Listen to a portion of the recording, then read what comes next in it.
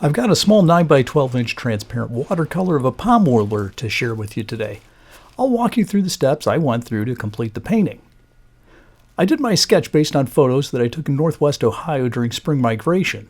For this painting, I used a block of Kilimanjaro 140-pound cold-pressed paper. Rather than sketching on the delicate watercolor paper, I did the preliminary drawings in my sketchbook and then used a tracing paper transfer to move the sketch over to my watercolor block.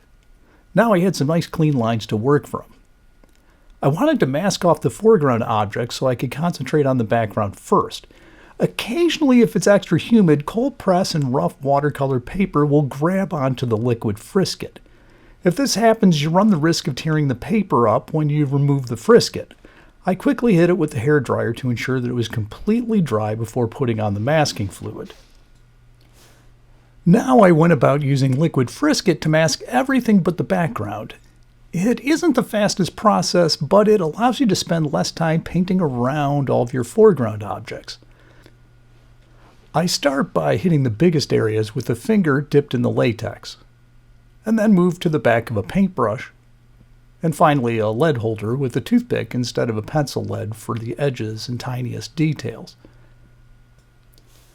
While the masking fluid is drying, I went about mixing the colors for my background in a well plate. I always mix my colors before wetting the paper and getting into the washing process. If you try to mix the colors on the fly, well, the paper usually starts drying and your washes get uneven. My main green was a mix of sap green and yellow ochre. A dark cool color was made using Indian red, ultramarine blue, and dioxazine purple. A warm tan was made with burnt sienna and yellow ochre. Another extra dark for background branches was made with a different mix of ultramarine blue and Indian red. Finally, some yellow ochre was put on its own in one of the wells. With the colors all mixed up, I started by pre-wetting my page with clean water. I always have 2 large jars of water ready, one for washing brushes and a second for clean water. I hit the paper many times using a 1-inch flat brush with water and watch as it absorbs into the page. It's important that the paper is evenly wet. I'll watch to see that it's all equally shiny and not puddling up or soaking into the page and becoming matte. Once I'm sure it's perfectly wet, I'll start bringing in my background wash more or less from the top of the page and working toward the bottom. All the pigments mix on the page.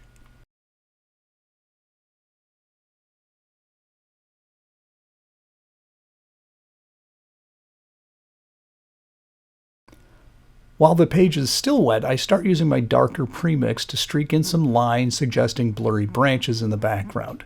Since the paper is equally wet, it should end up with a soft, blurry, out-of-focus looking edges. I hit that with the hairdryer to lock them in before they spread out too much. To have some background branches with sharper edges as a midground, I start painting on the dry page with the number 2 round brush. Next, I started faking in some foliage with various greens, keeping things more active at the bottom of the page. Since these aren't a main focus, I don't need a lot of realism or detail here. It sounds bizarre, but the viewer's brain sort of fills in a lot of information that you don't need to put in.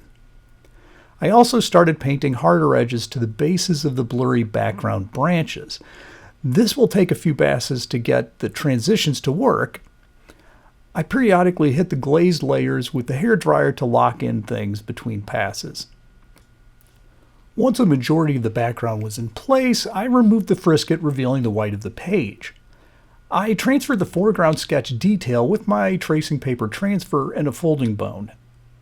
After that, I masked off a few small details on the branches. Once that was dry, I went about covering my foreground elements with the lightest local colors. I did most of my mixing on a butcher's tray with my background colors in the well plate nearby to pull colors from. For the branches, I used some of my dark premix with some added cadmium red, medium, and yellow ochre. I added some basic shading to the bird's belly with some blue-greens. The first pass on the leaves used sap green and lemon yellow. The yellow on the bird was initially lemon yellow, and I used some burnt sienna as a base color for its rusty cap. For the bird's back, I started with a light mix of burnt sienna, yellow ochre, and sap green, and a little ultramarine blue. With the base colors in, I started glazing in all the details using mostly a number 2 round brush. I'll selectively keep detail, contrast, and color saturation greatest on the elements closest to the viewer. This should help with the depth and also move the viewer's eye around the page. I'm using both Indian red and cadmium red medium to bring in saturation to the dogwood branches. I'll keep the more intense cadmium reds concentrated on the stick that the bird's perched on and use the more muted earth tones for the other branches. Detail goes in using many light, transparent layers, paying attention to the overall lighting direction. Long term, I'm planning on having the bird's rusty cap and branches with similar colors, having lots of greens bouncing up into the shadow on the bird's belly. This should help the scene work together. I think it's helpful at times to have a mix of blurry items and sharp edge transitions to help with depth. Even though I'm not trying to be photorealistic, I think that having some variation in sharpness helps with making things look visually convincing. With photography, you typically aren't having a huge change in color saturation with distance, but that's something you can do in paintings that can also convey a lot of useful information. It wasn't until I was looking at my photos on the computer and was sketching from them that I realized why this particular palm warbler was so cooperative with the camera. There was an ant working its way down the branch, and the warbler was scoping it out as a potential meal. And looking through all the frames, it looked like the ant survived this encounter. It's funny looking at these warblers. I don't necessarily think of them as big-time predators, but they go about hunting almost continually, seldom taking a break to rest or preen. The amount of energy that they expend is amazing. I guess after flying halfway across the continent, they're pretty hungry by the time they hit the Great Lakes shores. Once there, they seriously fuel up before they take the long flight over the lakes. When I lived in New Jersey, the palm warblers there were much more yellow and in general had higher color saturation. The Midwest palms, they're more subtly colored, like this specimen. In researching it, I learned that they have 2 color varieties depending on which side of Hudson Bay they breed on. We get the less flashy ones here. When painting, the birds usually go in quickly. All the branches and the foliage, on the other hand, can seem to take forever. There's a tendency with paintings to eat dessert first and start working on the most fun parts. I usually save the serious detail on the birds for the end. Otherwise, it can be really easy to ignore the branches and the foliage because you've used up all of your enthusiasm by painting the star of the show first. Those less exciting areas often represent 90% of a painting. You don't want to shortcut the majority of your project. I think it's good to find a way to try and make those other areas more interesting and important to the composition.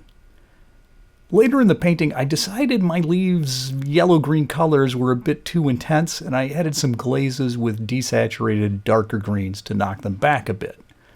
I switched to a 10-aught brush for some of the finest details around the eyes, beak, feet, and other areas that needed sharpening. After putting in some final details on the feet, beak, and head, I thought things were done and put in a signature. So there you go. That's a 9 by 12 inch transparent watercolor of a palm warbler done on a block of Kilimanjaro cold pressed paper.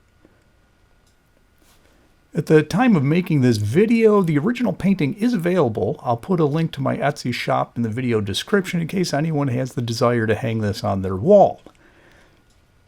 If anyone has interest, I started a newsletter with some watercolor painting tips and other information.